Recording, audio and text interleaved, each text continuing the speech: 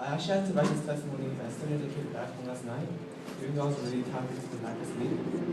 I wanted to get some more time to contemplate and think deeply on this mission trip. However, I wasn't given a chance to do that. Therefore, I'm sorry if things may sound a bit confusing.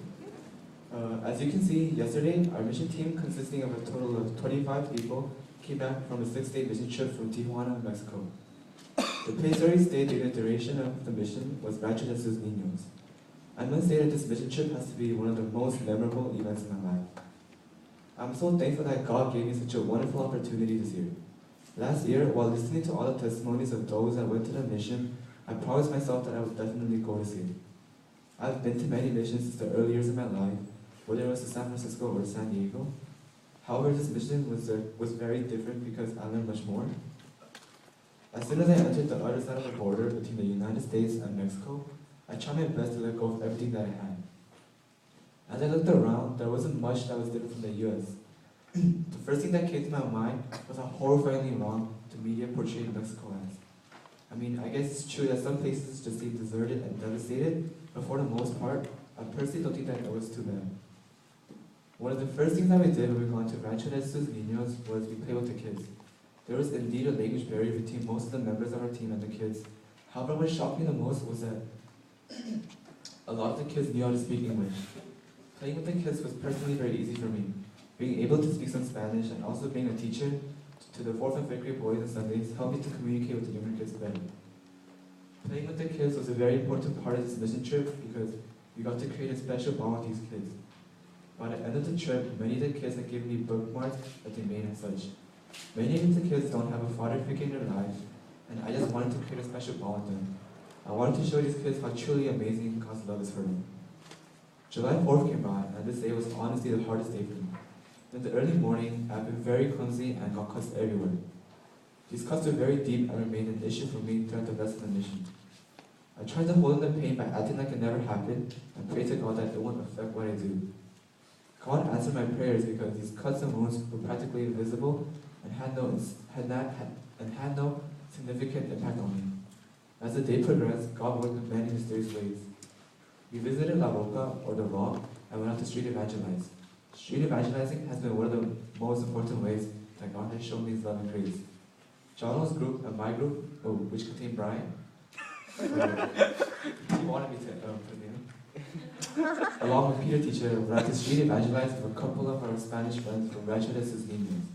This is when the strangest thing happened. Before we went to evangelize, we prayed as a group for one thing that we wanted to see during the street evangelizing.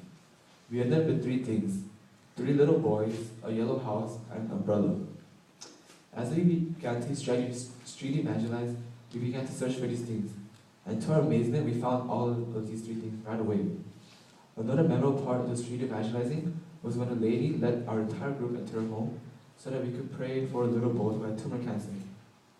The fact that she led us into her home and just opened her heart to us was a truly amazing sight. Street evangelizing really opened my eyes to the new parts of the world and revealed God's love for everybody. This is just one of the many ways that God's work was through my own 2 eyes in this mission trip. What made this mission trip so special was that it was the first mission trip where God truly spoke to me when I asked for His call. There would be times in the past where I could look back and say that God spoke to me some way. However, this time, He spoke to me instantly. It was during a youth service at La Roca, or the Rock, and I began to pray on my knees and ask for His voice. When the service was over, the strangest thing happened. This girl, whose name is Diana, came up to me and told me that God had told her to tell me something.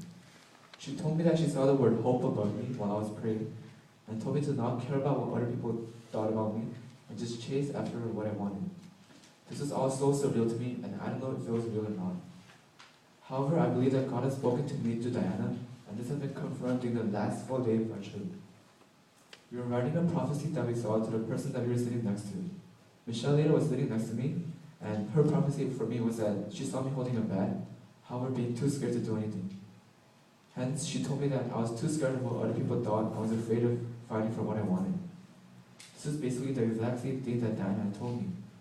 I was traumatized because at this moment I realized that God had spoken to me.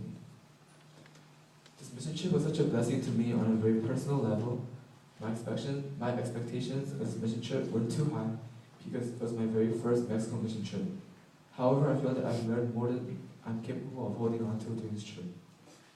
I learned that all of us here are truly blessed to the fullest because we are able to have so much more than what we need.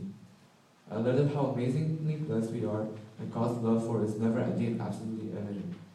Mission trips are hard to come by, and they are something that we should definitely consider no matter what the consequences are. I just want to thank everyone on the mission trip for a great, unforgettable experience, and to Pastor Jacob for making all this possible.